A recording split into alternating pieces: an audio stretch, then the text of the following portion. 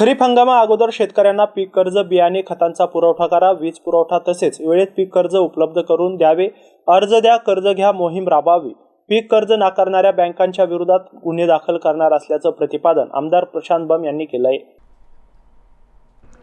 गंगापूर येथे आयोजित बैठकीला उपविभागीय अधिकारी अरुण जराड, अधीक्षक अभियंता विना सावंत, तहसीलदार नवनाथ वगवाड, पोलीस निरीक्षक कुमारसिंग राठोड, गटविकास अधिकारी सुहास वाघचौरे, प्रकाश नाईक, कार्यकारी अभियंता भूषण पोहरकर, प्रकाश देशमुख, जिल्हा अधीक्षक प्रकाश देशमुख, कृषी अधिकारी प्रकाश पाटील, किरण विरकर, उपविभागीय कृषी अधिकारी किरण विरकर, तालुका कृषी अधिकारी बापूराव जायभाय, ज्ञानेश्वर तारगे, अनिल भगत आदींची प्रमुख उपस्थिती होती. यावेळी बोलताना आमदार बंब म्हणाले की महावितरणकडून ओव्हरलोड, जळीत रोहित लोंबकाळत असलेल्या वीज तारा, RDSS योजना, सोलार इत्यादी बाबत आढावा घेण्यात आला. त्याचबरोबर शेतकऱ्यांना पुढील 1 महिना प्रॉपर वीज पुरवठा करा.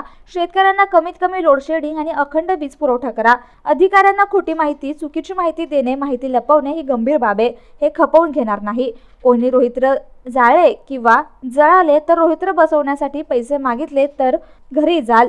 सर्व विभागाच्या कर्मचारी आणि अधिकाऱ्यांनी मुख्यालय राहणे बंधनकारकच असून कोणत्याही परिस्थितीत मुख्यालय राहावे असं सांगितलं. Ibrahim Shaikh, MCN news, Gangapur.